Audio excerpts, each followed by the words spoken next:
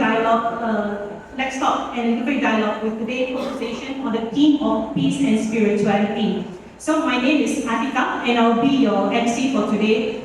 Although I only have a very short air time, I hope you won't get sick. I mean, like, you can hear enough from me, hopefully. But yeah, there are room for other speakers tonight, not me, unfortunately. So, for your information, tonight's dialogue will be our second Let's Talk for the year. Those of you who are familiar with our Let's Talk here at HARMONICO, it is actually an interfaith dialogue platform where we welcome people from various backgrounds, regardless of diverse background of race, religion, culture, or education background, to safely exchange, discuss, and also share their different perspectives on multiple topics. Just earlier this year in April, where we talked about how arts influence architecture of houses of worship, and today here we are to talk about peace and spirituality. There's throughout the 3 years of existence of HARMONICO, we try to engage in different topics. There are times we're being daring, at times we try to be more safe with the topic that we choose. But regardless, the objective is always so that we can learn more and understand better about each other.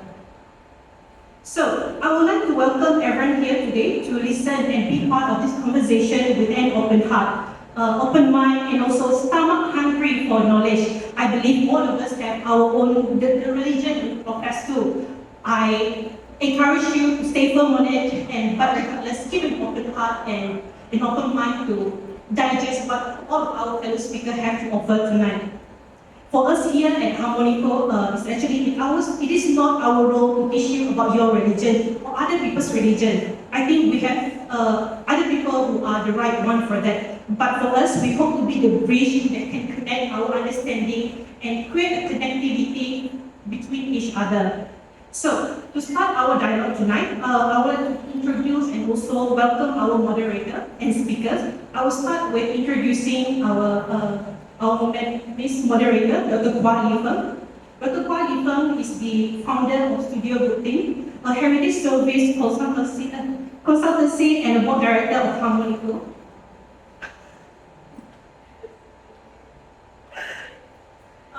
So, Dr. Kuah has practiced mindfulness meditation for over 10 years and also regularly shares simple mind relaxation technique. I'm sorry for some of my pronunciation. I feel like it's been a long time since I'm speaking on the mind, so my pronunciation might not be the best. Please bear with it. I'm trying, although I already have been. Anyway, let's go back to it. So, Dr. Kuah have been leading meditation over the years, including either through organization or through Meditate 21 with HARMONICO. And the method varies either through blending classical music, spiritual texts, and meditation with adults, senior, and also school children. Okay, I would like to proceed with introducing our first speaker, which is, our first speaker is Bhante Ratthapala from Dhamma Earth, Penang. So, since the founding days of Dhamma Earth Forest Monastery in 2008, Bhante Ratthapala has walked the path as a meditator, a friend, and an explorer. His passion lies in truth-seeking, shared inquiry, and courageous fellowship, inviting others to rise together toward greater understanding and purposes. Next up is Miss Sharon Karvonen from Penang Baha'i Spiritual Center. Miss Sharon is a Penang-born writer, a former journalist, a mother, a lifelong seeker, and a Baha'i. Having lived and worked in both Finland and Afghanistan, she has seen what peace and spirituality can look in the most unlikely of places, as well as under the safest of circumstances.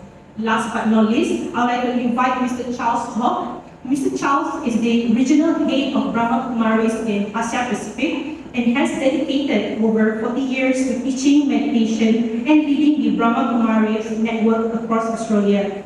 His emphasis on meditation as a powerful tool for mental, emotional, and spiritual being. He emphasized on meditation as a powerful tool for mental, emotional, and spiritual well-being. With that, I will pass the call to Dr. Kuah Li Feng to moderate the session.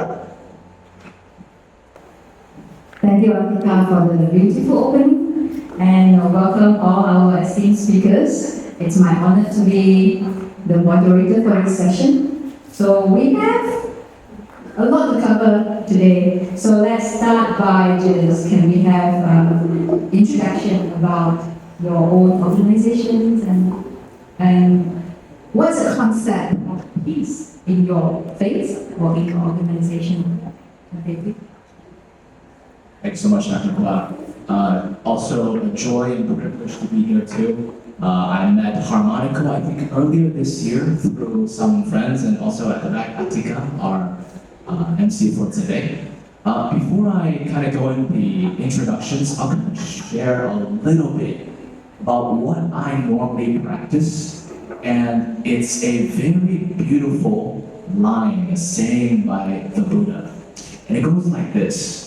Atapi Sampajano Sativa. Atapi Sampajano Sativa. This is from the ancient language of India during the Buddhist time, about 2,500 years ago. It's in the Pali language. And what does it mean? It means with enthusiasms. Atapi means with enthusiasms. Sampajano means purpose. Sativa means mindfulness. So if you combine these three things together in whatever we do, then during that entire process, your mind becomes very, very recharged in whatever you do in positive energies. Because I think so many times in our lives, we may be on autopilot, right? We do the same things kind of every day, and we go to work, we go through the routines, we do our work, but a lot of times, in our heart, there's something lacking, right? We don't really feel it. There's no positive energy there a lot of times. Maybe even burnt out, right? Okay, so with this practice, what we can do is we look at our situation, wherever it may be. It can be at home, it can be with your family, it can be with yourself, your colleagues, anywhere, anytime. And when we're in that situation, we can reflect. What is the deeper purpose behind what I'm doing? How can I generate positivity, positive energies for myself and for others? Let's give an example. Just now, we're all sitting together in the meeting room. The HARMONICO meeting room, by the way, is really, really nice. If you guys get a chance, you should step over there too. It's so nice. We were offered some water, right? And so this water isn't just water anymore. It's a means to share friendship, to be generous, and to connect with the other person. And a lot of times, we don't see that power. I'll give you a quick story too. A few years ago, I was in Nepal, and one of our practices as a Theravada monk is to go wandering village to village to village, just with our alms bowl. We can't take any money or handle money, so we have to rely on the villagers for their generosity. Basically to live, right? I have to get food from them, water from them. And one morning, I was in a village in the hillsides of the Himalaya, and I came across a family that was outside. You know, a mother and her daughter, grown up, middle-aged lady and her old grandmother. They were outside. Came to them with my bowl, and then they were so generous. They offered me a cup of milk tea. Just one cup of milk tea. Very simple thing in Nepal. Even the poorest villagers, they're able to offer you that because they drink that all the time, right? Milk tea. To me, it wasn't just a cup of milk tea. I didn't have anything to eat or drink that morning besides cold water. And let me tell you, that milk tea, that warmth, that heat, the milk, the sugar, to me, when I was drinking that tea, one thought flashed before my mind. I thought to myself, this old lady and her mother, they don't know how much this cup of tea means to me. They'll never know. They'll never know. Yeah. And so I had that tea and also shared some blessings with them. But I was very, very touched. I began to understand what the Buddha meant about timely dana. Dana means generosity. Like in our daily lives, we may not know just by one word of concern for your loved ones, or one act of true-hearted generosity to those people around you, how much you might just change their entire day. Yeah, you just transform their day. And then because of that seemingly simple interaction, they also begin to cultivate a lot of positivity to the other people that they meet. So that's what we mean by Atapi Sampajana Satima. When we look at things, see it from the angle of how can I utilize this thing to generate positivity for myself, for those people around me. It all begins in the heart. And when you have that purpose in mind, like what benefit can this really bring? See that deeper thing. Then we naturally, in our heart, you will naturally be more enthusiastic to do it. It comes together. Because when you see that deeper meaning and that deeper purpose, your heart is all there for it. Right? Naturally, you'll be so enthusiastic for it, it's no longer monotonous work. There's something meaningful behind it now. And because you also have that enthusiasm, and you have that purpose in mind, it's so much easier to be mindful. Right? A lot of times we lose that mindfulness because we don't see the relevancy of what we're doing with our daily life, with my happiness, with the happiness of others. We don't see it. And so it's so difficult just to force upon ourselves that mindfulness. We have to be a little bit skillful. We have to do some wise reflections. What benefit can this bring to me? Okay, so let's just take 1 or 2 moments, and then I'll pass it to the other friends too. 1 or 2 moments, let's practice here. Everyone coming in here tonight had a different reason. Reasons are across the entire spectrum. And therefore, the benefits or the meaning we accrue from it is going to be different person to person, right? Because the purpose of coming in, different through the spectrum. Okay, if we take a moment now, if we can practice, let tonight, let me find deeper meaning in my life. And that deeper meaning means deeper positive energies. The energies of compassion, the energies of wisdom, the energies of courage, perseverance, selflessness. May tonight be of massive benefit from me, for my own personal transformation, for my happiness, and not just for ourselves. Maybe tonight I will hear something that will change the way I interact with my family members. Now we're connecting all the different things. If my time here tonight can mean bringing happiness to my family members, decreasing their pain and suffering, will we automatically be more willing to listen with our heart and be focused? 100%. So we take a moment here tonight and we can reflect, okay, here, why am I here tonight? What's the purpose for me being here? What do I want to do in my life? How do I want to benefit others? And you can think about your family members, your colleagues, your friends, or even beyond. What I love about HARMONICO is that their scope is not just one group of people, but all groups of people. Thank you so much. I guess I wanted this to be my intro. I know I could talk about me, but I think what's more important is that everyone gets something out of here tonight. So without further ado, I want to pass it to my other co-friends here.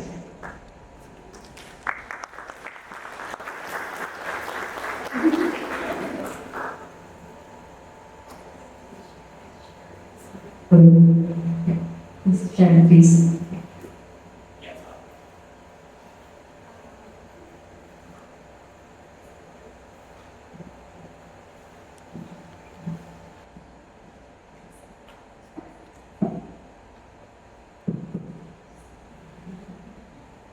Good evening, everyone.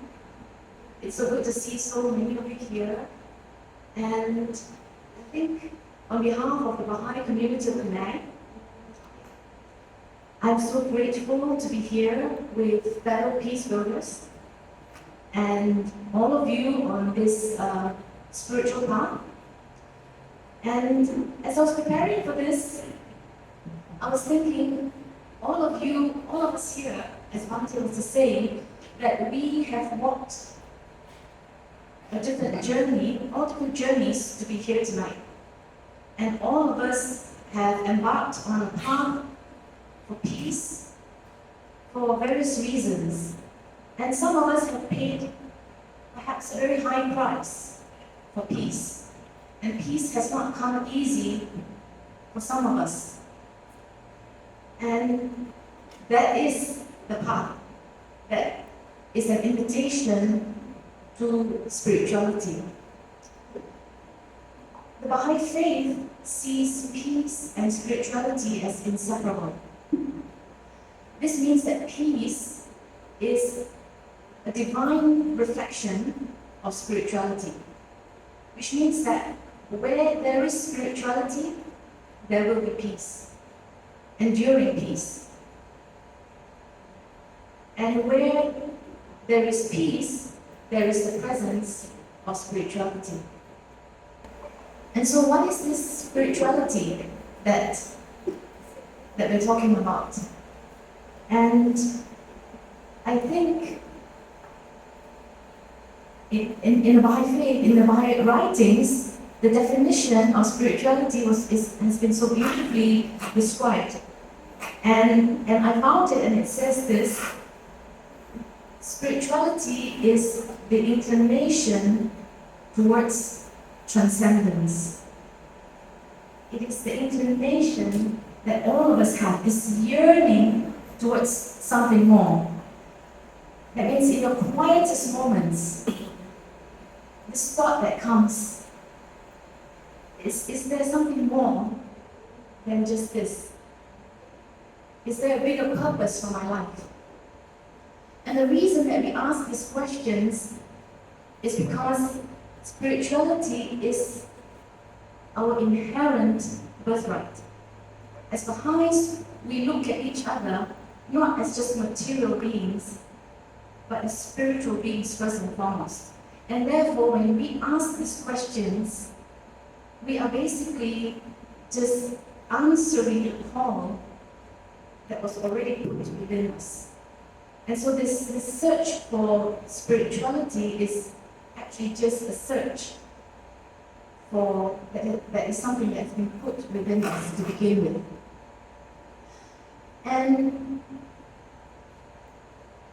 And so, if I may give an analogy of what peace looks like, enduring peace.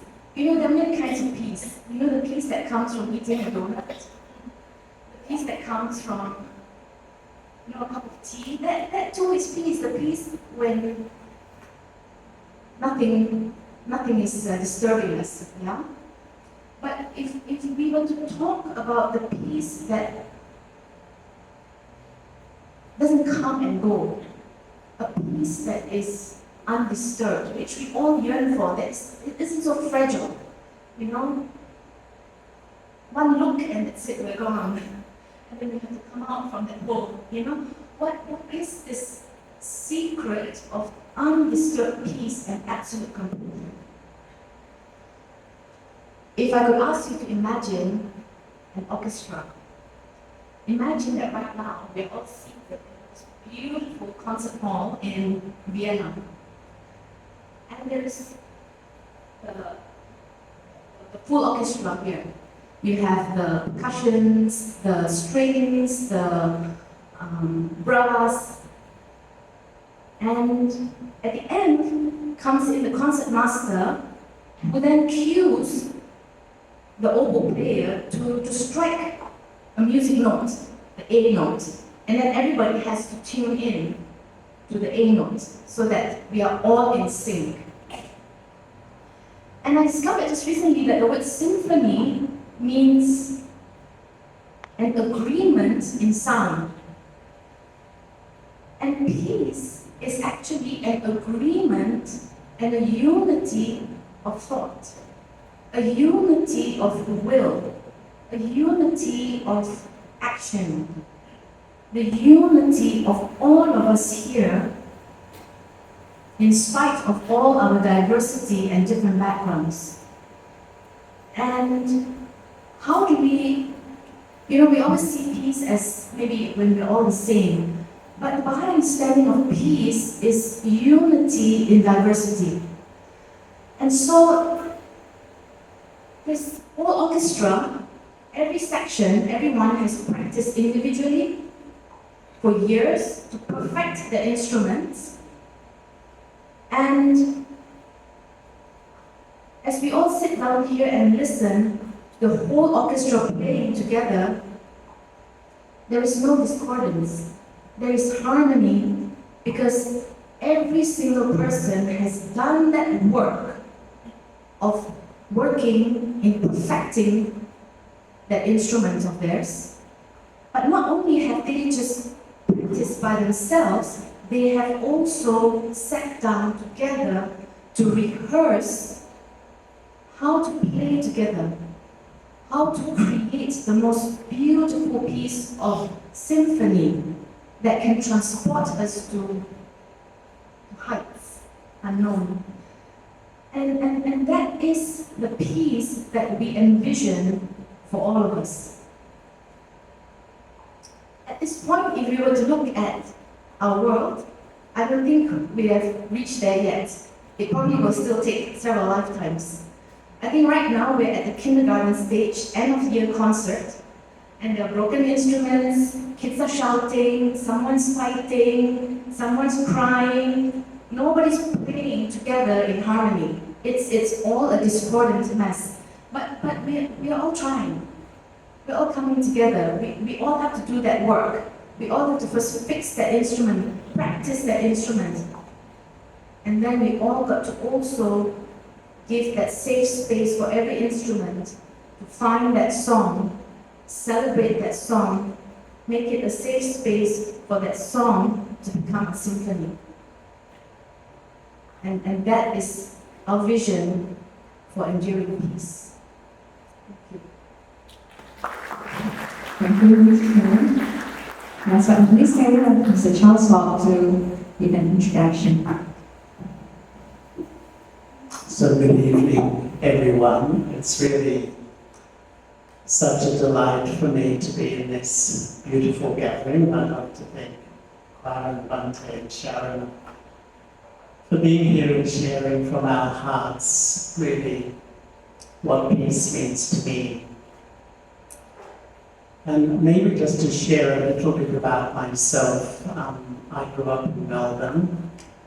And I think from a young age, like most of us here, and I'm sure those on this stage, I was searching for something. Perhaps now I would label it as peace and spirituality.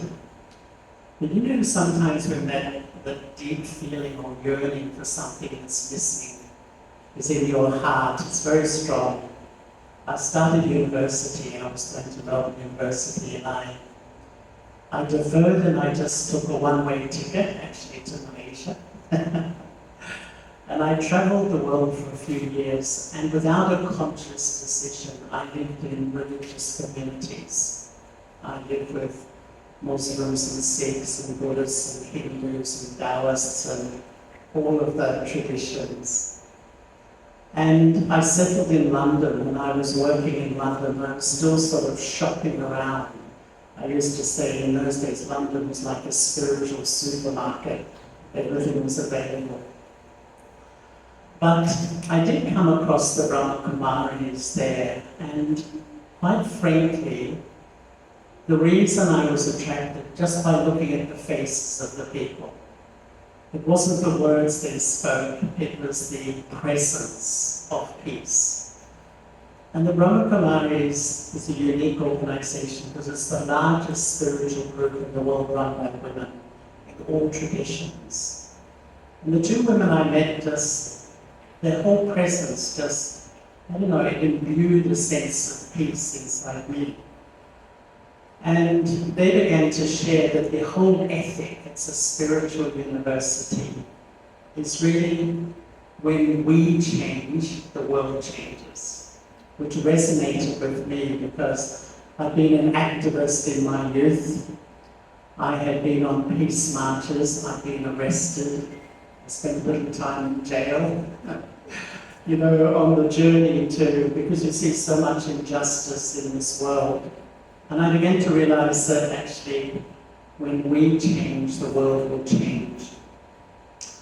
And so I began to meditate, I suppose. And the Brahma Kumaris, I suppose, from our perspective of peace, I would say there's layers.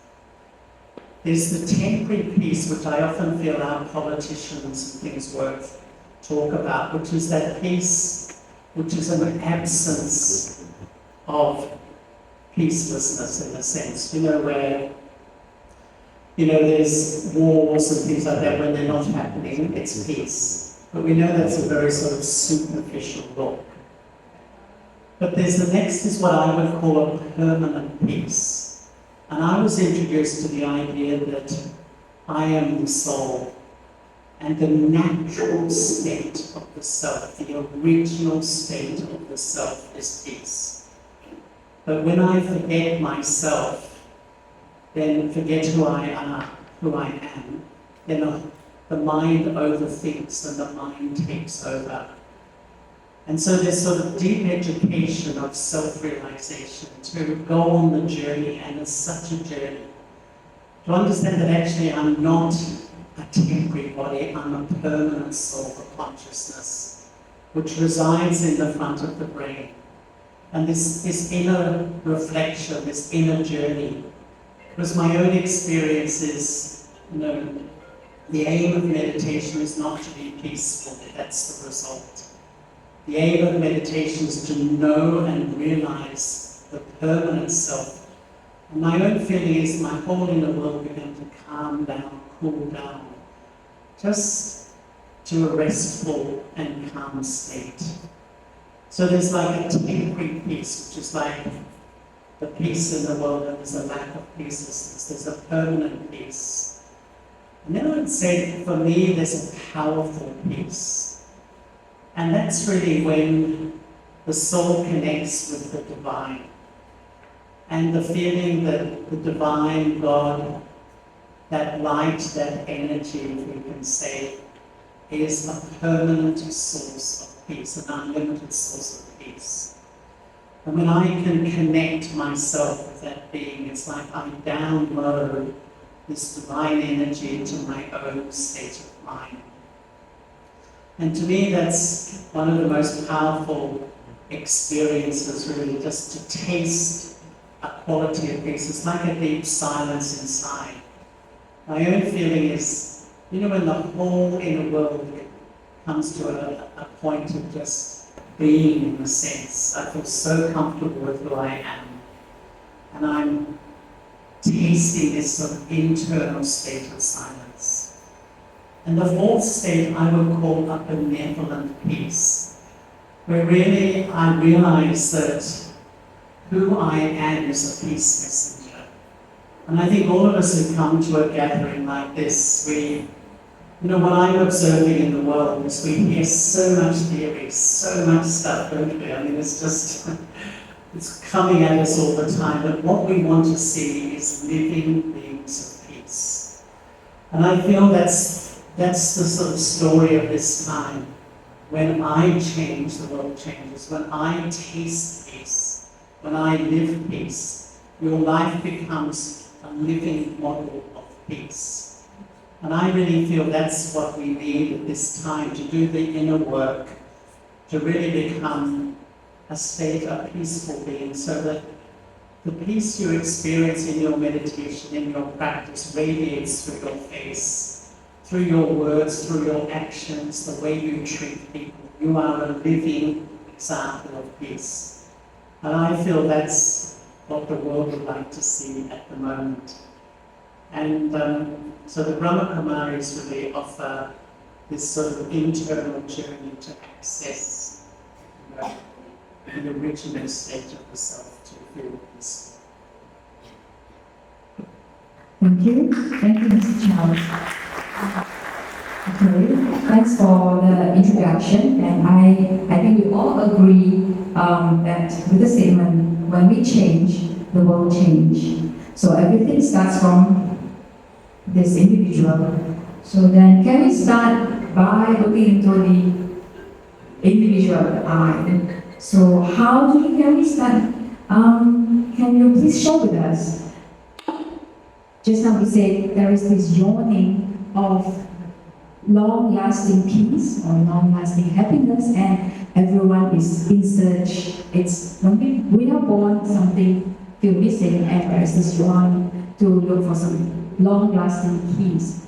So from this individual perspective, right, how can we find, or how can we get this inner strength or inner positive energy that you talk about that brings us this joy or this peace? That's a really, really good question.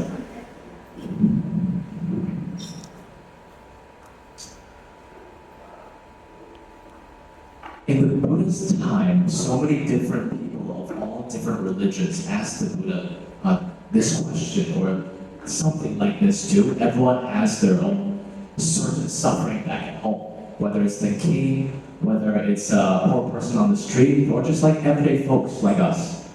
And the Buddha gives different answers to different people according to their situation. So I think this is a really nice avenue we can take. In our current life, what do we feel like we need? Like here and now, and then when we ask this question, what do we need, we can also look at what kind of suffering am I experiencing? You know, the suffering can be a whole spectrum too. Like, is there certain frustration, dissatisfaction, a certain unease? And where does this happen? Does this happen at home, at work, wherever? And if we can begin to identify what is it I'm really frustrated about, ask ourselves, what's the cause of that problem? It's a cause and effect relationship. The Buddha also gave a really great formula that we can use in our daily life. Whatever is happening, it has its causes. So a lot of times, that suffering is there. What we do with it quite often doesn't hit the mark because we don't understand. We have to ask ourselves, what's the main cause? Like, what's the main issue that I'm really frustrated about? What's that stress that's there? Okay, so we have this, right? The cause and effect of the issue, the problem, and the main reason for it. We don't want to just stay here. We want to ask ourselves, okay, what's the opposite thing I want?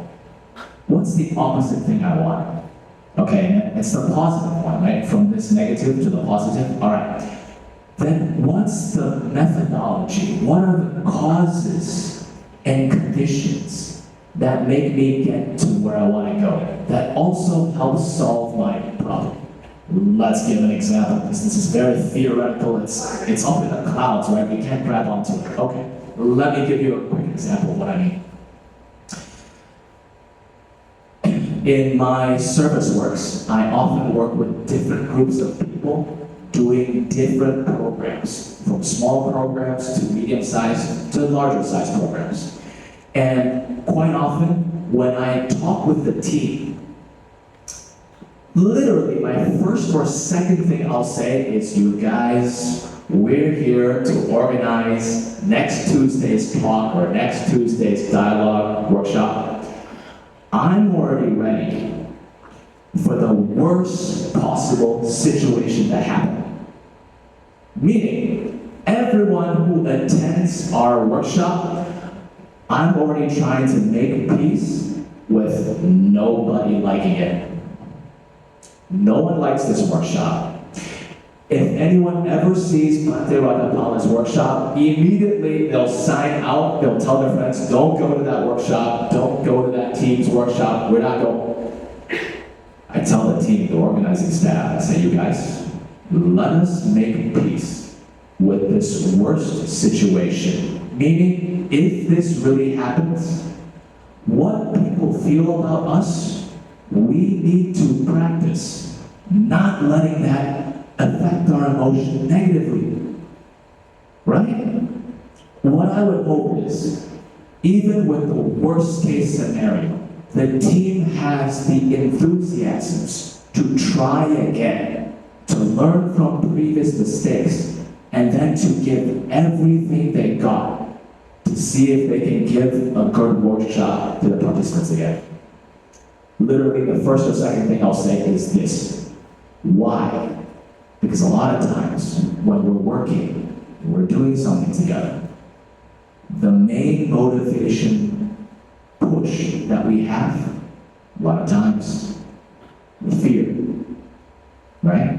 Fear of failure, fear of being insulted, fear of being looked down upon. So many different kinds of fears. And because of that fear, we put forth efforts.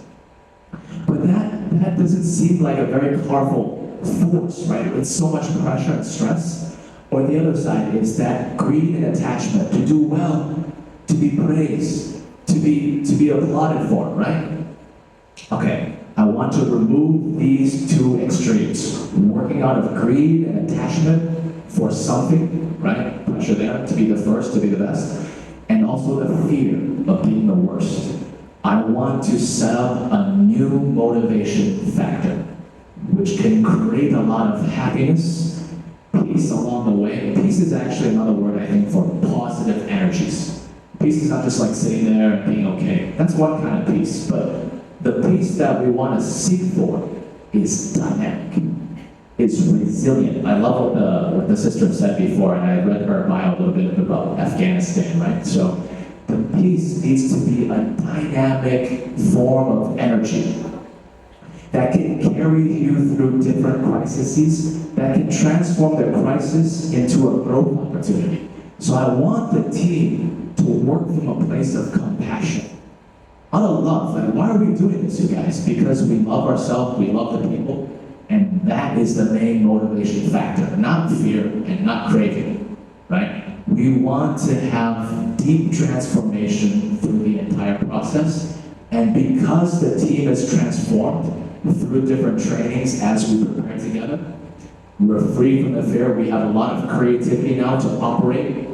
We care about delivering a good event, but we're not bounded by it. We're not fearful of it. And now wisdom, creativity, love can flow. So from our lives, I think this is a really, really good place to start. See what our motivation factor is coming from. Is it coming from a place of fear?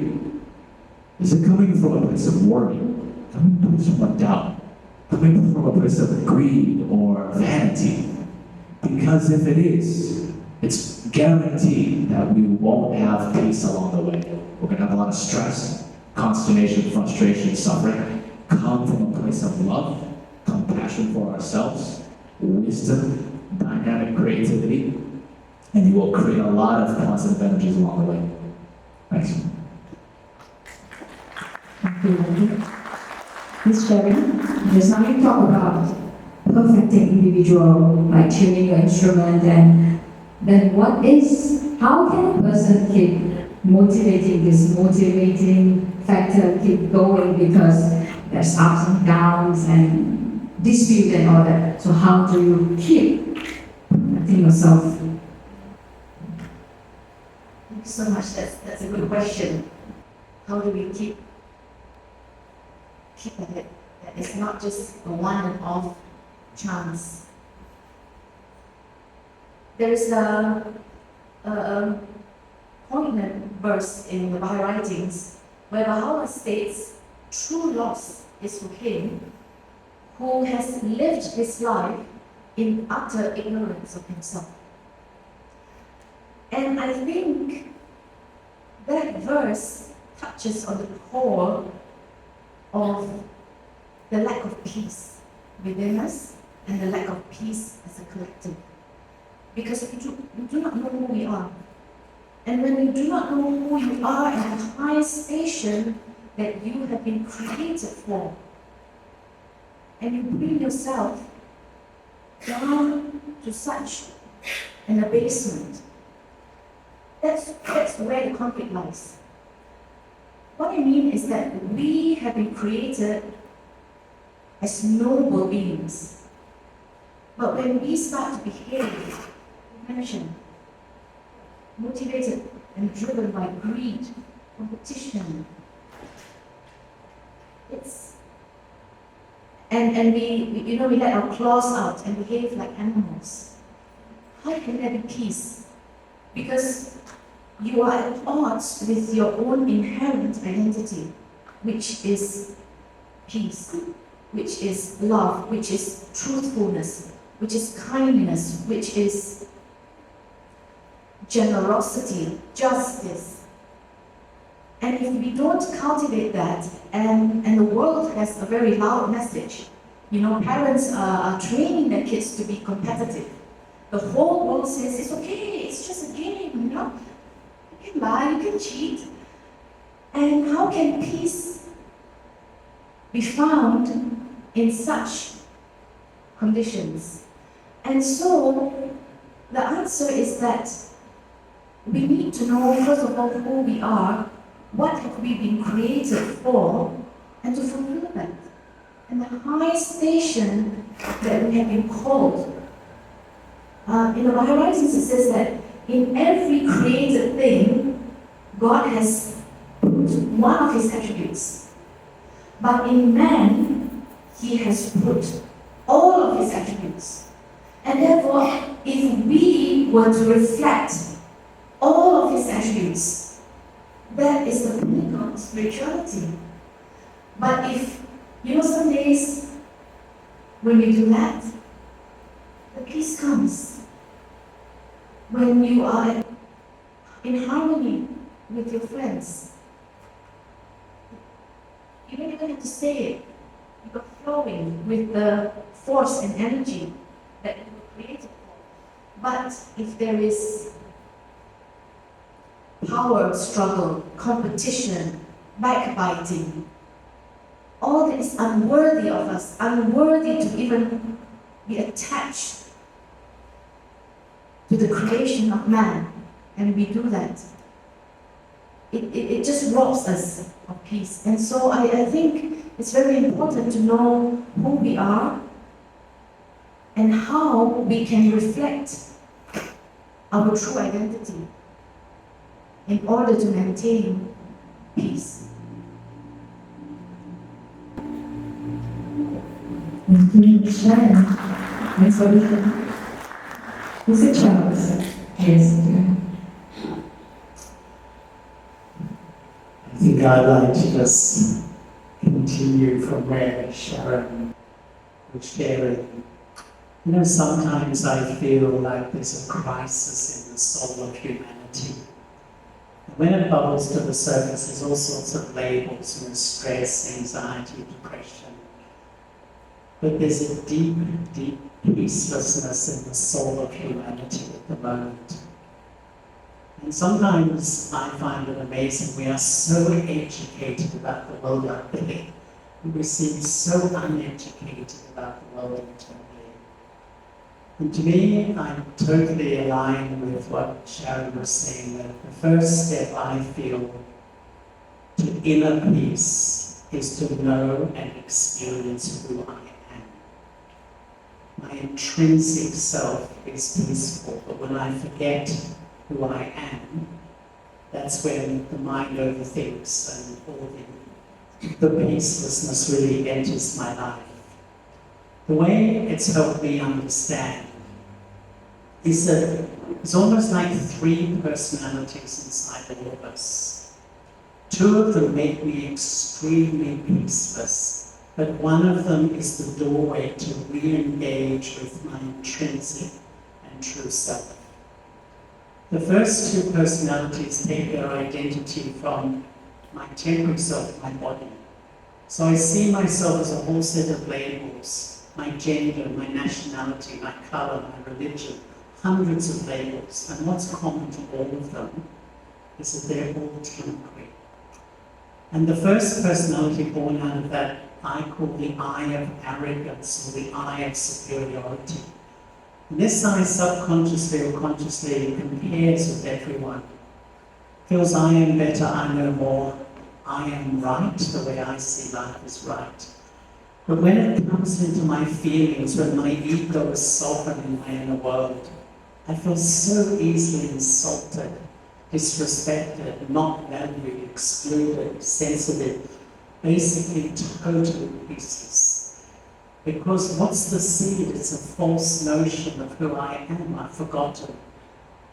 And then the other child of a body-conscious state of mind, if I can say the state of mind that I only identify with my temporary self, is the ego of inferiority, or the lack of self-respect. You know, to me, this is the powerful I in this world. We struggle to set a sense of our own value. And when this I is ruling or sovereign in my inner system, I compare with others, and I think others are better. Others don't love me, others don't value me, others don't respect me. And when it comes into my feelings, you know, feelings of hopelessness, feeling unworthy, inferior, depressed, I would say in psychology, depression is like a sadness that my dream in life to be loved and valued hasn't happened. But in spirituality, it's like a mourning for the loss of my true identity. You know, I'm living my life, but who am I?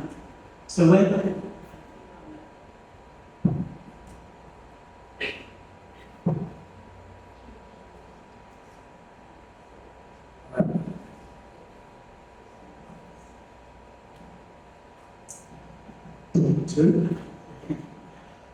So when I'm really under the influence of these two, I fluctuate a lot.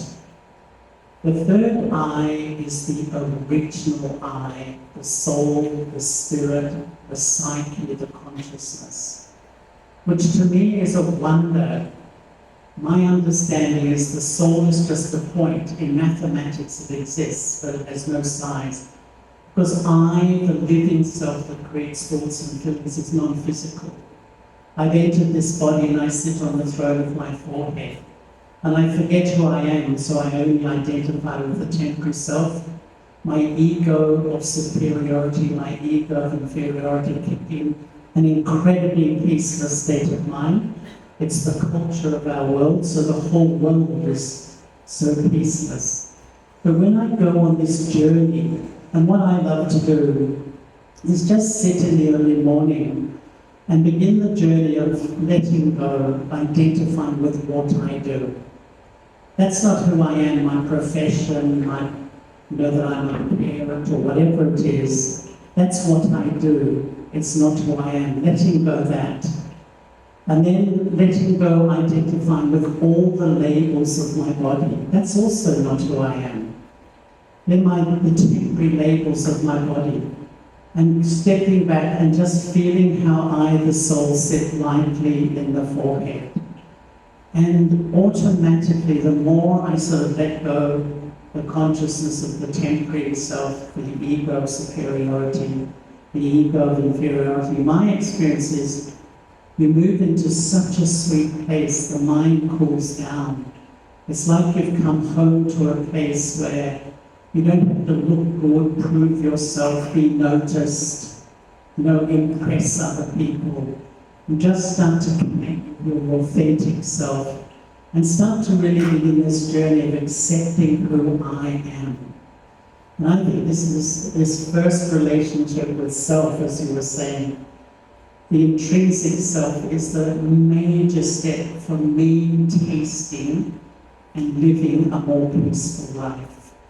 Because I think when we can taste it, then that's the first step to the world we all want, which is more peaceful. Would you like to have any response? Any response before I move to another question? Yeah, I would like to just also, carry on from what Charles was saying.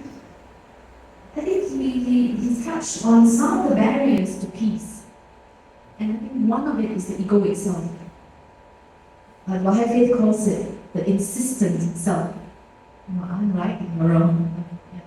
The satanic self, in that sense, it's us. And so the self has lost track of its inherent identity, its true station. And that would be the first place where the peace will crumble. And I think the second one, which we,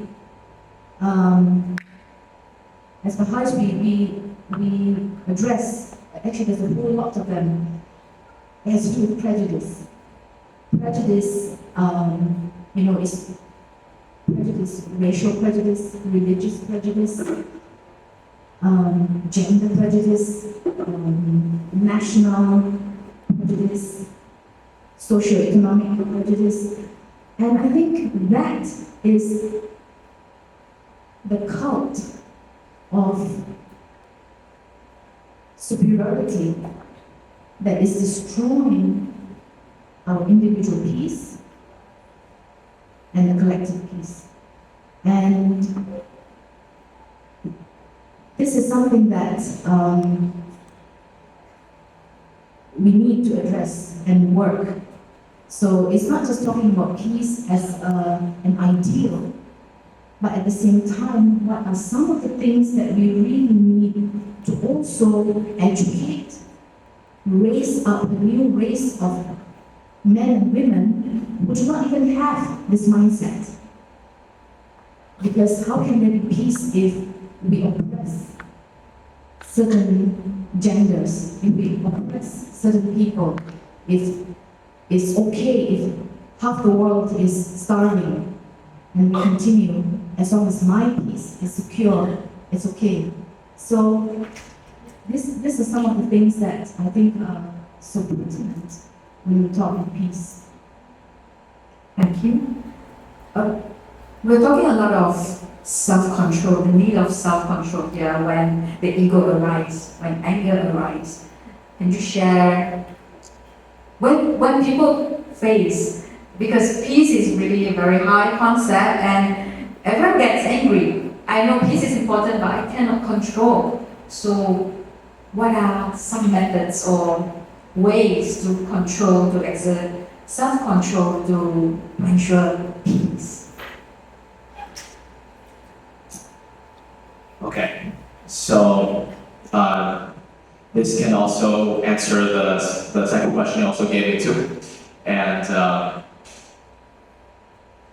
to have that inner peace, like Sister was saying, it can't just be one thing. It has to be a unity of all the different things in our life, right? Or what we can say is our body, action, speech, and mind door. Like the things that we think about, that we feel, say, and do. So beginning from here, we begin to understand that it's not just a singular aspect. I want to do this. I'm going to do that practice and it's going to be all peaceful. It's going to comprise of perhaps a very total transformation. What we can do is first begin to practice the restraint of unwholesome behavior.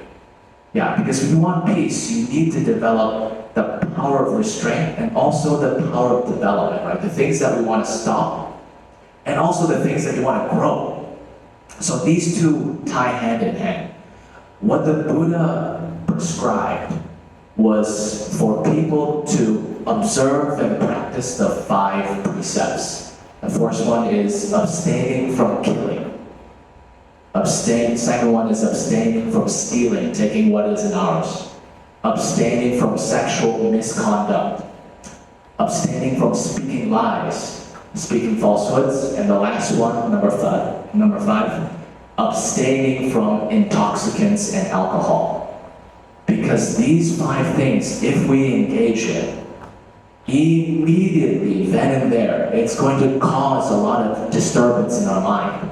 Right? We can imagine if you're going to kill something, even like a mosquito, you have that heat and that anger arise, right? And you want to destroy it. The manifestation of anger and hatred is destruction, so you want to destroy it. And when we do that, then that leaves this energetic imprint in the mind. It's gonna affect us. Right? Maybe you won't see it once or twice, but once it becomes a habit pattern, then the mind is habitually kind of inclining towards cruelty, anger, and hatred. And for the stealing one, that's going to be like, greed, covetousness. So these 5 precepts aren't just philosophical ideas. The Buddha understood that these actions that we do, or the things we say, have positive or unwholesome energies, negative energies. They're real. They're in this natural world that we have. And so these 5 precepts all have to do with nature, with reality, with what's going on in our heart, what's going on in our society. So these 5 precepts the Buddhists prescribe. If we want to have deeper peace, more confidence, easier to be happy, then we have to restrain from these 5 things. Yeah. Then, of course, the Buddha prescribed further practices like the development of meditation, the development of loving kindness, compassion, wisdom, understanding. All these things become a complete practice of sila, samadhi, panya, or morality, concentration, and wisdom. These are the 3 biggest areas of what the Buddha teaches about our heart and about our life.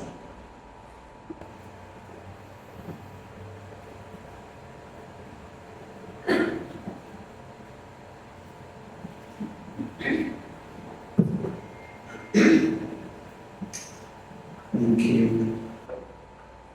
I think we all know that the path to a truly peaceful mind is not so easy. And I think if I reflect on my own journey, internal journey, I think anger, for instance, I often feel anger is the sort of the end of all the emotions, Sometimes we feel hurt, we feel grief, it's like a volcano and it boils and then the explosion happens.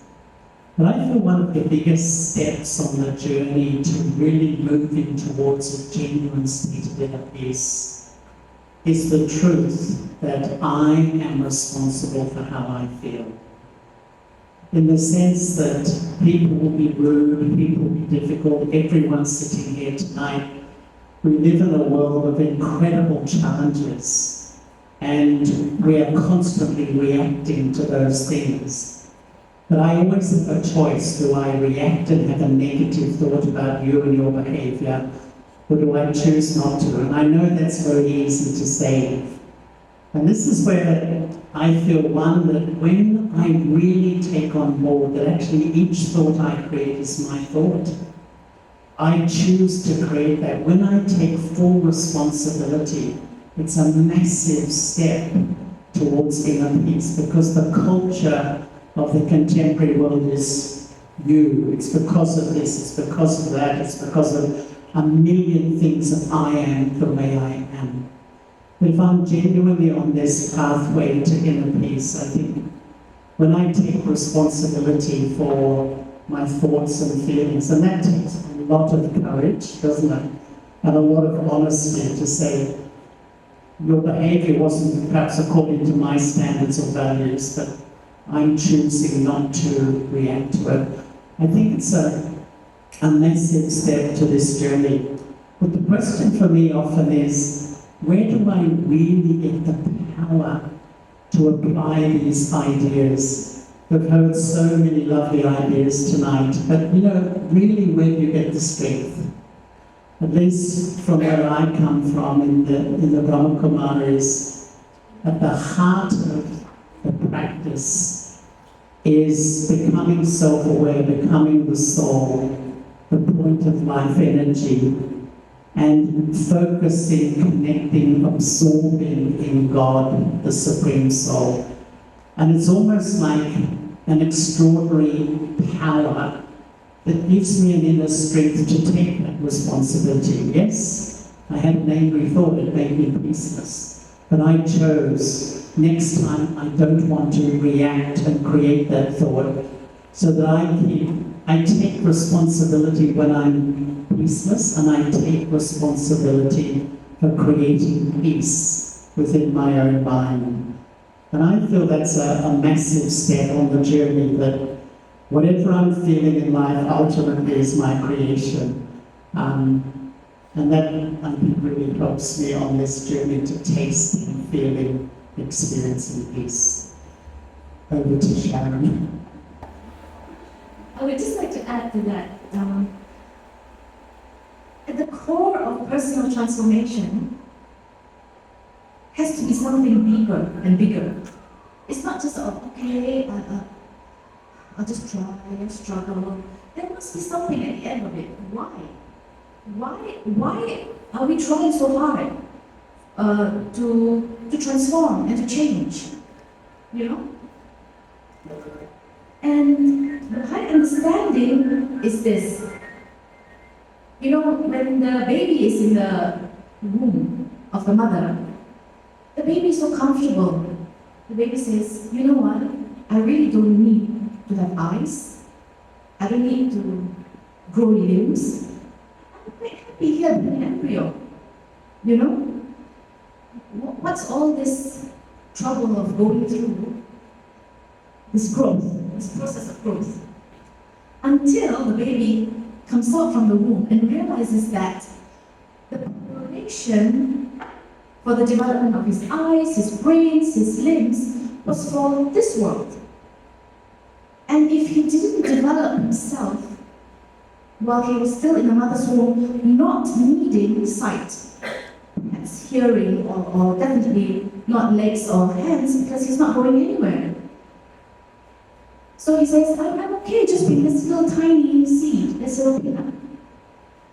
And the reason behind why we struggle, the struggle is good, you know. The struggle is a sign that actually there is something impelling you not to just stay where you are, year after year, day after day, this angry, boiling, you know. The reason we transform is because it's a journey. The journey of the soul continues. If we believe in spirituality, we believe that there is more than just the physical body. And even though we may not see it right now, this journey and all these good works and all this striving and personal transformation is for something bigger that maybe right now our eyes can't really see, or our physical eyes can see. But we are moving on to different worlds that we may not know. And I think that's the motivation. And it's a process. And the writing says, you know, each morning when you get up, compare it to the day before. And if you are more contented, kinder, gentler, more compassionate, hooray! We are taking account of each day, that while we are here, what are we doing to increase and to develop the limbs, spiritual limbs, that we might be moving on and helping each other move on towards. Thank you. Thanks, Michelle. This leads to my next question. I believe we can still take one more. Yes, the struggle is good, but struggle is not easy. And nowadays, with money, we can buy a lot of shortcuts. With AI, we can also have a lot of shortcuts. So what is the place for spirituality in today's fast information world?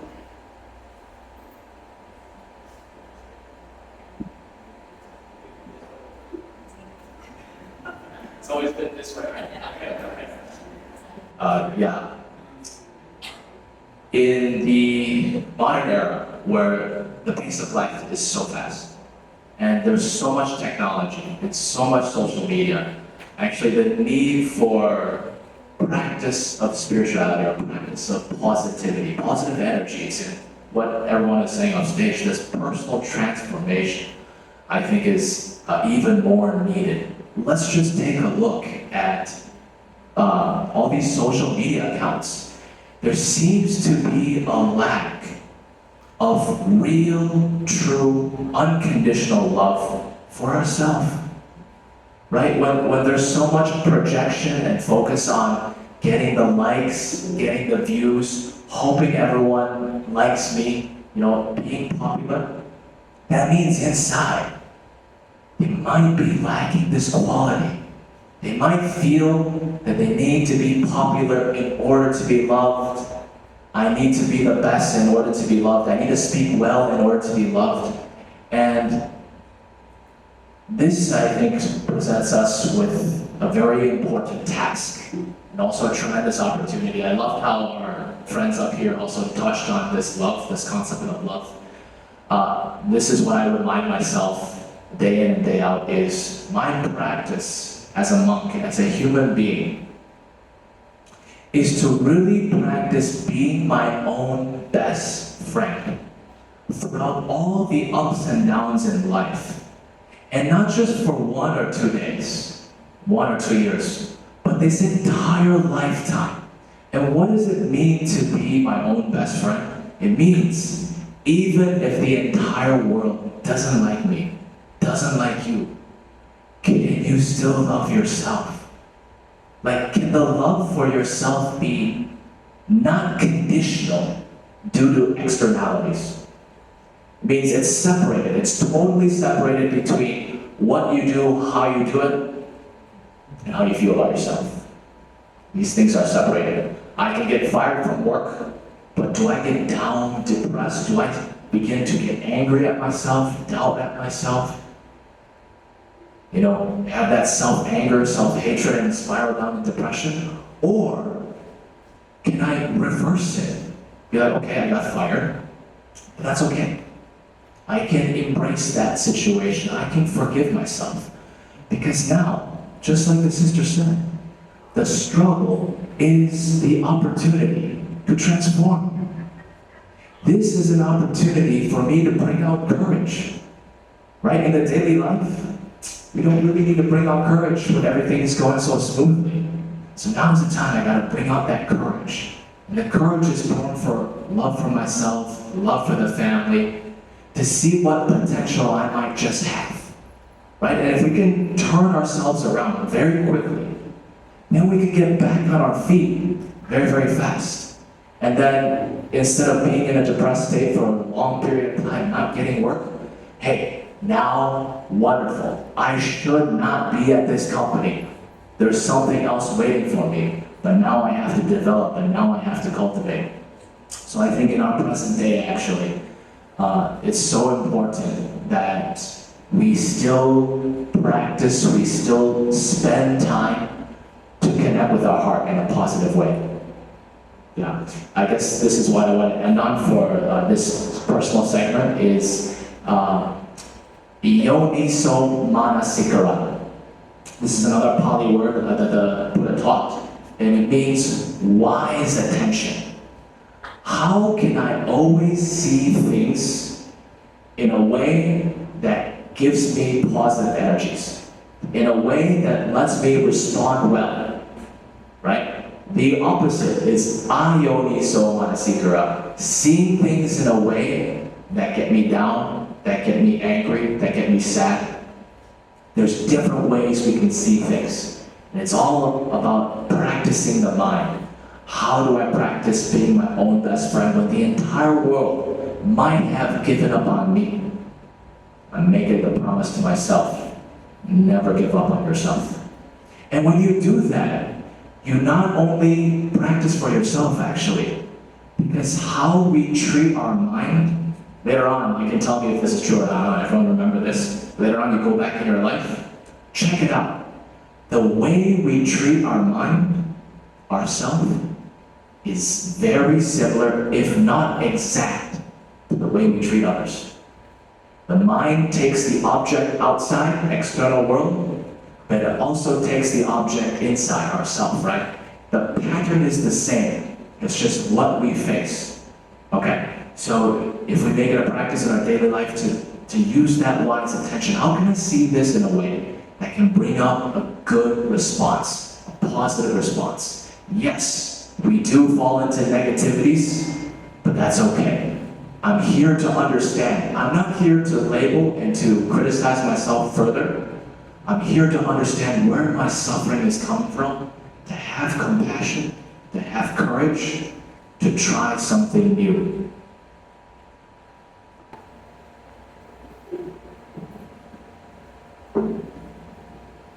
Thank you. I think many times when we talk of progress and civilization, we talk about material progress and civilization. And I think mankind has reached the pinnacle of material civilization, without a doubt. And we can sit here in this comfort and enjoy technology like never before. Unfortunately though, our spiritual civilization has lagged so far behind, and when it's not at par, what happens is that all this progress, all this amazing invention that we have, it's just like a beautiful building that has no light inside. And that is the work that I think all of us are responsible to ignite this light, to bring forward an ever-advancing civilization that is beyond a material mindset. And how do we rehabilitate ourselves, our families, our communities to see beyond material progress so that we can all rise up together? I think right now, if you look at the world, or even ourselves, we have become so bogged down in a sea of materialism. And I don't mean just, let's say, buying, and when we talk of materialism, it's not just the purchasing or consumerism, but that the needs of the body, the needs of the mind has become so strong that the spirit has been completely abandoned. So how do we reignite that? Because coming back to the topic of peace, we cannot have peace because peace is the product of spirituality. And if materialism is the current stronghold, the current vibe and energy, peace has no place to grow. And that's why all of us struggle. All of us find it and then it's lost. Find it and then it's lost. And then, the world is so strong in telling you how we can have shortcuts to peace. We all have our little methods, the donut, the shopping, or I don't know what is it, but what social media, the devices that we have, and all that has sapped any spiritual, the little saplings and fledgling spiritual sparks that could have been ignited. It's just, and so that is all of us walking about without that light. And if we don't have that light, how could we offer light to someone else? And so I think one of the main tasks as a Baha'i in spiritualizing the world is to first of all recognize that this cancerous materialism that we are all submerged in. Because you can't actually change something you don't recognize, and we call that's good, that's really good. We can't change it, we don't want to change. But I think it's a long process, it's an arduous task, and I think we would have to see the effects of it in a far worse scenarios before we would wake up to it, wake up to the fact that we are all running towards the fire, thinking that's the light.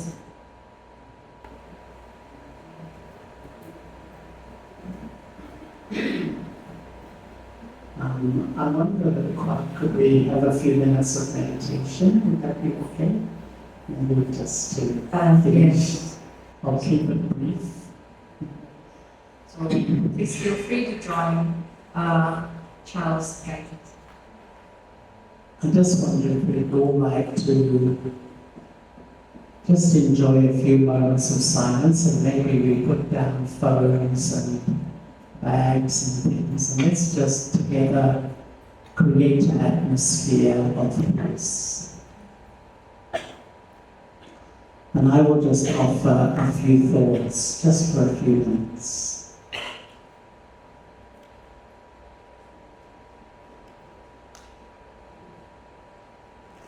Let me sit quietly and reflect deeply. All of us have come here with a pure heart to find inner peace and create a more peaceful world.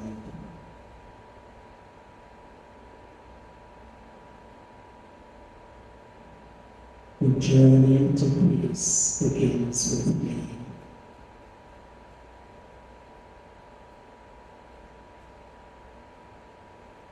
Let me visualize the permanence of the soul,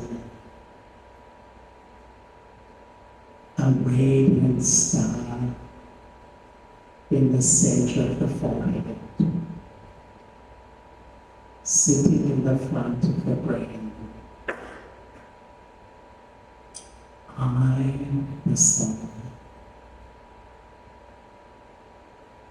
I, the soul, an eternal, immortal energy. My natural state is peace.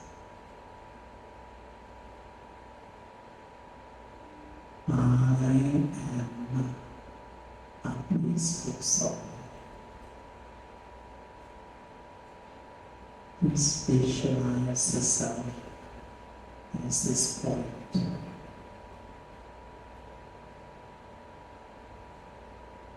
When I forget myself and identify with my temporary body,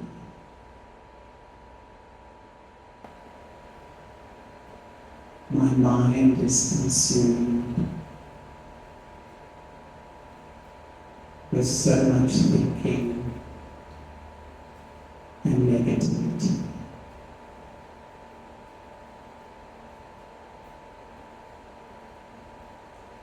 But when I hold this awareness of who I am, that I am a soul beyond all the labels of difference, that can create so much peacelessness in the world. That we are one family of souls, beyond gender, religion, nationality, color, and more. I am a peaceful soul. I am a peaceful soul.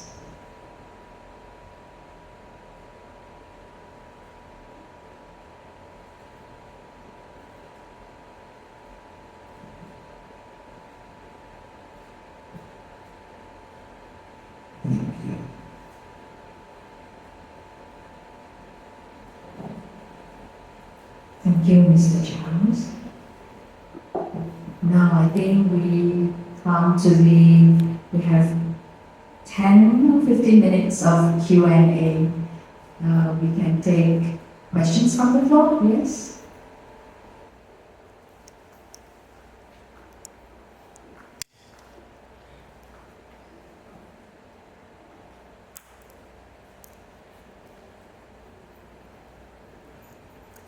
I change, the world will change in what I have to be done. But at the same time, we cannot forget others' world. I change, the world will change. Yes. But at the same time, we cannot forget others, the world is important.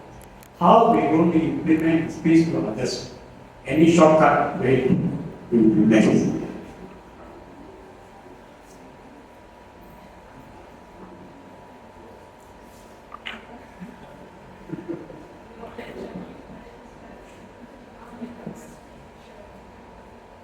Any more questions from the floor by the speakers? I think like a few more for the speakers answering. Sorry, is there any more questions from the floor? I think we can collect a few more questions before the speaker addressing it. Then I guess we move on with that first.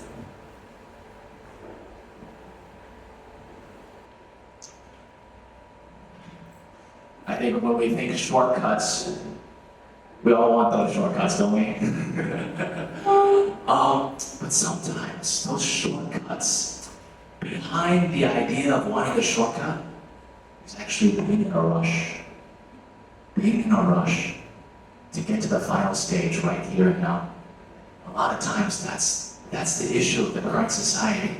You know, even for the people in school, the kids in school, so many parents who want their kids to become experts on like day one. And that really kills the entire growth process, the transformation. And what causes so many of these top students to have so much doubt about their lives, right? Because so many people, all of us look at them and we think, these kids should be happy. They're number one.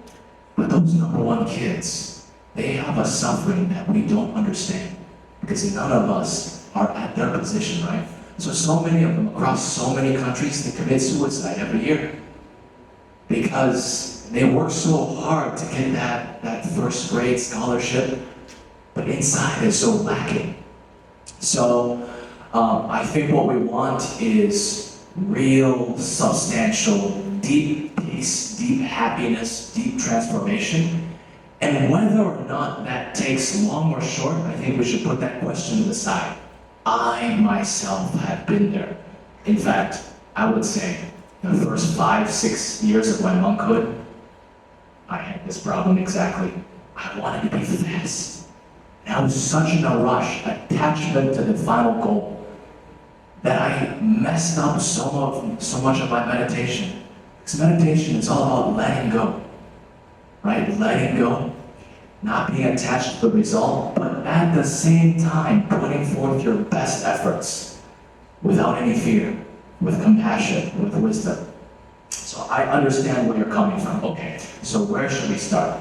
I think begin with the easy, low-hanging fruits. Meaning in your life, what can you do for others that can create a lot of positivity?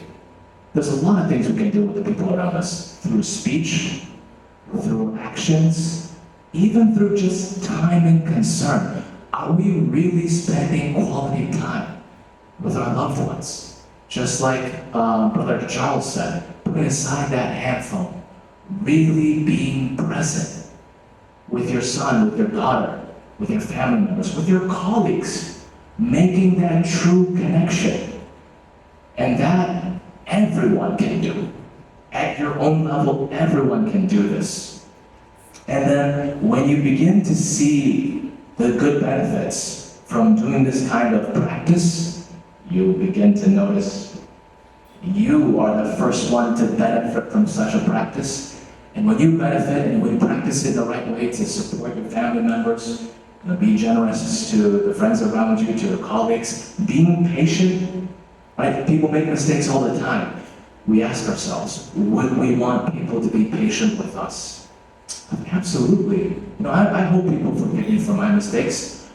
We cannot hope for what others do to us. But what we can do is do the very thing that you want for others. And then you got the cause and effect relationship correct. A lot of times we want so many results, but we don't input the right causes. But now today it's going to be different. Whatever we want, we give first. And I'm sure through time, you'll begin to reap all the results will come back to you. All right, so begin with that. Do what you can do at your own personal level. And number 2 is, I think sister, you said it. If you can really see the truth and understand what's going on, right? In my own personal life, what's going on in my mind, what's going on in my daughter's life, in my son's life, in the wife and the husband, do we spend the time and effort to understand? I think this is so important because so many times in my life, I made the mistake of assuming what others are like, assuming that my friend is like this, assuming my mom is like that, having a preconceived idea of who they should be or what they are without really getting to know them. Yeah, so if we do that, when we have these preconceived thoughts arise, it happens, it's okay. Let go of those. Let go of those. Buy yourself time and space for that connection. To really begin to understand who they are here and now. Not our idea about them, but who they really are here and now. And if we do that, if you can understand your loved ones a little bit more, let me tell you, the answer will come from within your heart. How can I support them in the right way? The answer will be automatic because you spend time to understand what's really going on. What is the causes of those things happening in their life? Who are the people they're hanging out with? What environments are they in? And why do they go there? Can I give them a replacement for why they go to certain places or why they see certain friends? If you can find a positive replacement through understanding, transformation is going to happen so much easier because of your understanding, because of your wisdom, and because of your love.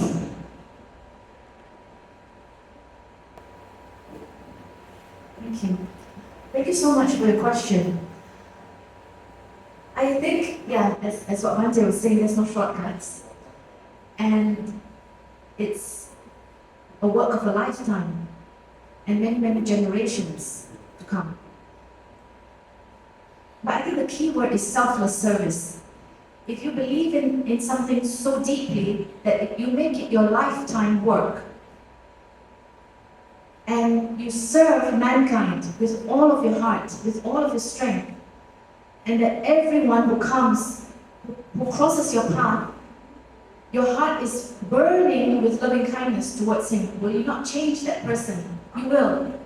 You will. And if all of us go out today, all of us here go out today with this one thought, that I will love everybody who crosses my path, will leave a bit better because they met me.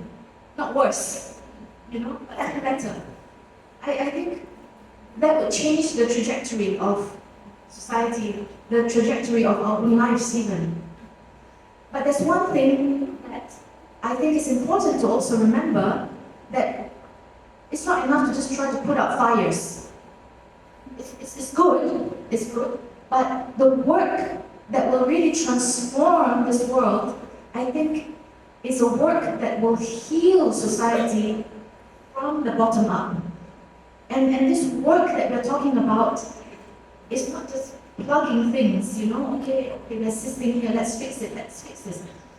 But the whole world is in such a mess and it's crumbling because the structures that are currently holding us up, the very structures, even education, family structures, economic structures, These man-made structures can no longer sustain us. It's actually the cause of so much of our lack of peace. The way we do trading between countries, all of that. And so if wherever you are, if you can, your work is to restructure yourself, restructure how you view yourself, restructure your family, restructure your community, rehabilitate society, so that we are no longer living on an old foundation that's crumbling and we're trying to build a new house. The peace will not stay as well. If you don't clear that thing, the wrong mindset, the lack of understanding, the animosity and prejudice that we have, we don't work at that, we cannot have peace. So it starts with us. It starts with how we educate our kids. It starts with all our friends. Thank you.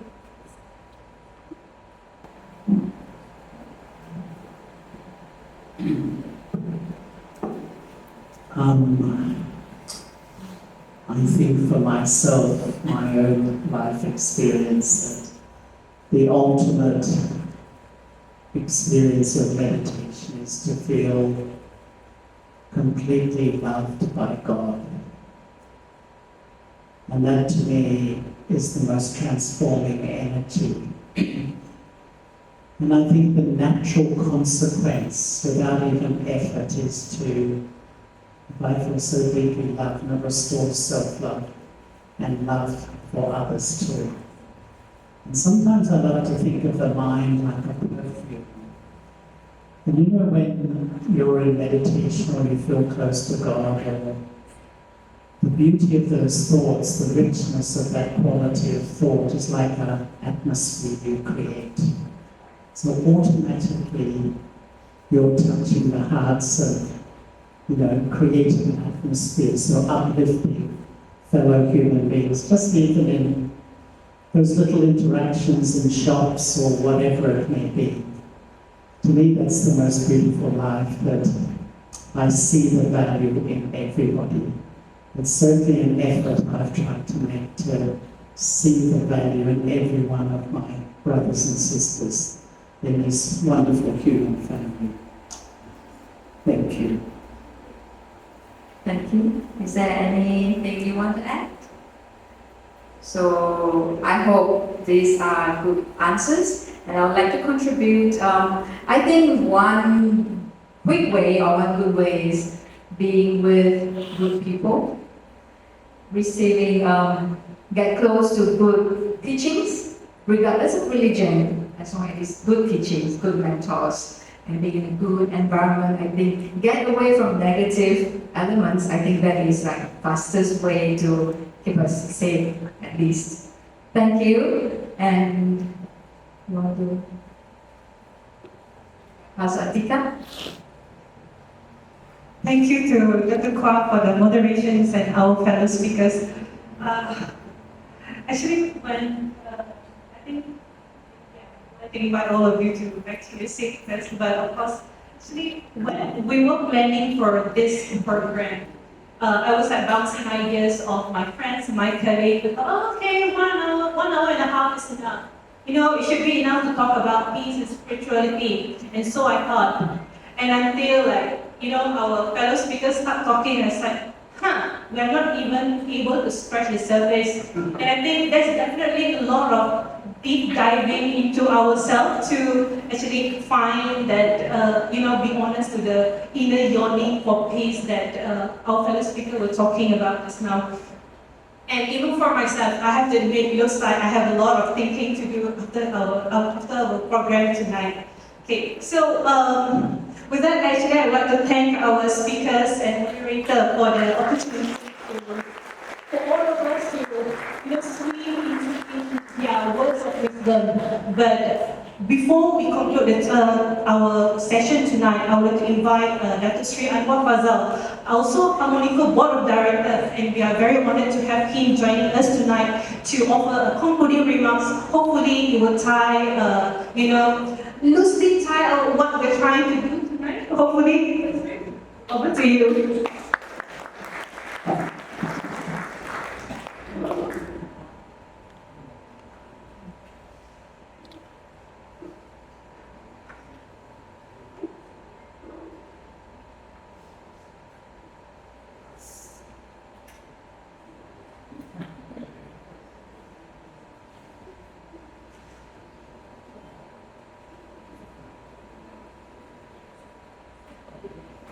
That's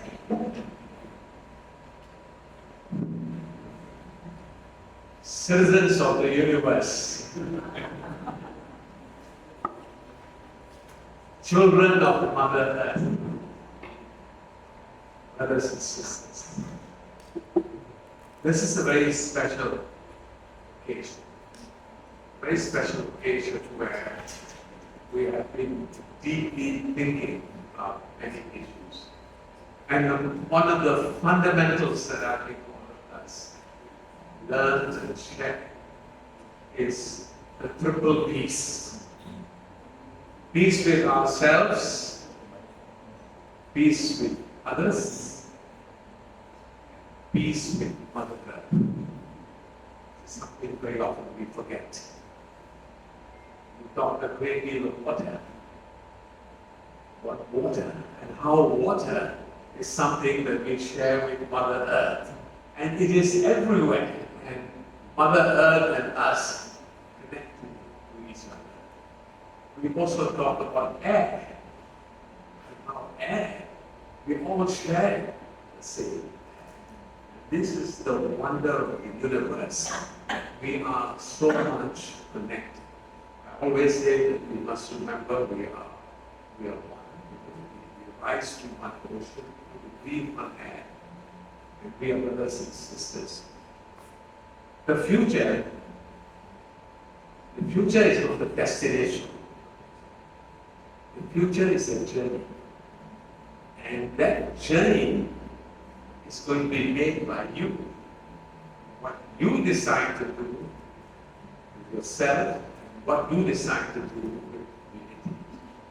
We live in a world where, sadly, we are witnessing the worst genocide, Holocaust we have ever experienced in our life. And I talk about the Palestinians, what they are going through now. And I'd like just for a moment of silence to think of the horrific numbers of children and mothers who starved and being killed, brutally and massacred. Just for a moment. I thought,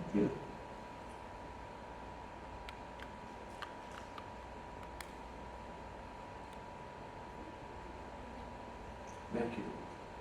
I'd like to now just end by saying that little people doing little things, working together, can change the world. Conscience, courage, and our creativity. That I thank all of you for coming tonight. We look forward to working together to make a better world for all. Thank you. Assalamu alaikum.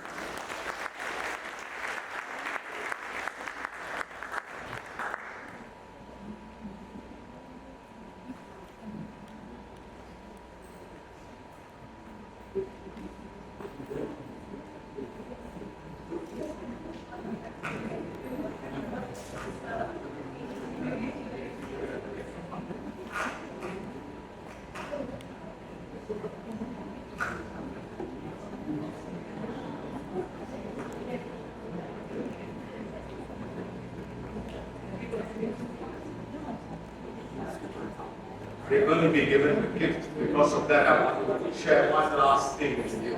And this is by a great Sufi poet. And it captures many of the things. Very often because we feel helpless, we feel. And he said, his name was Hazrat Yahya Khan. This was 100 over years ago. And he said, I asked for strength and God gave me difficulties to make me strong. I asked for wisdom and God gave me problems to learn to solve. I asked for prosperity, and God gave me a brain and brawn to work. I asked for courage, and God gave me dangers to overcome. I asked for love, and God gave me people to help. I asked for favors, and God gave me opportunities. I received nothing I wanted, yet I received everything that I needed. Thank you. Thank you.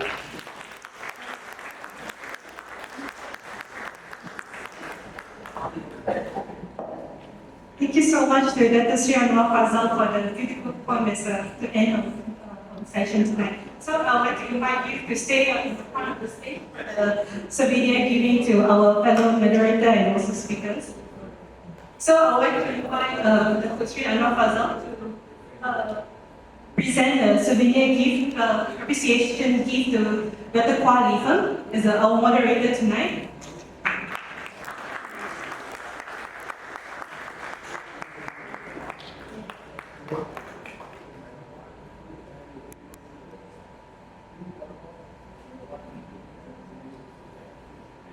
Next, I would like to invite Bhante Ratthapala to receive an appreciation gift from Dr. Sri.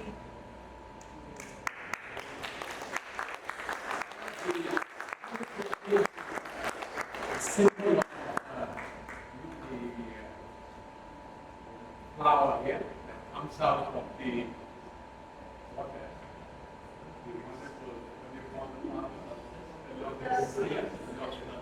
How total amount of mud and yet this beautiful flower comes out. This is also a great reminder to us.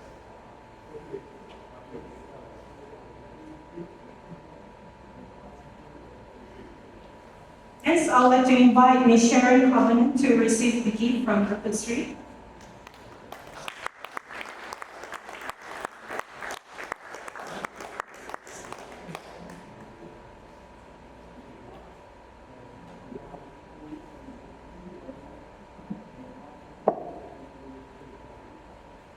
And next up, I would like to invite Mr. Charles Hogg.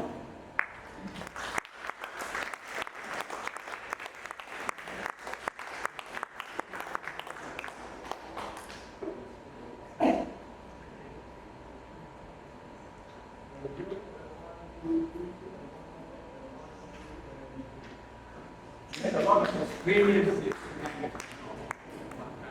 Australian air bases here. We have Radio Australia. We used to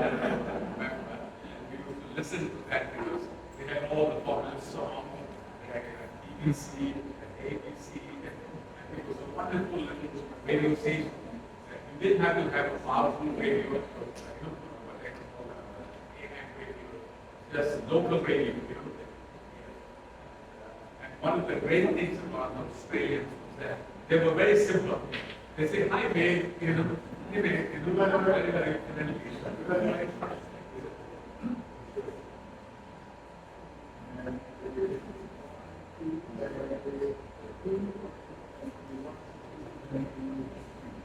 And last but not least, it is my pleasure to present the appreciation gift to represent HARMONICO team and represent the gift for Dr. Sharon Karvonen.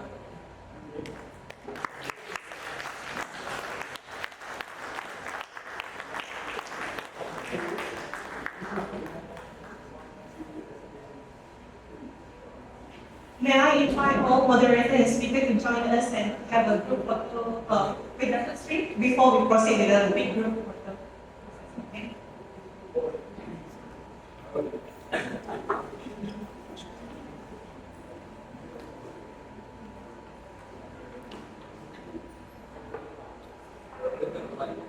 And for your information, the book that we're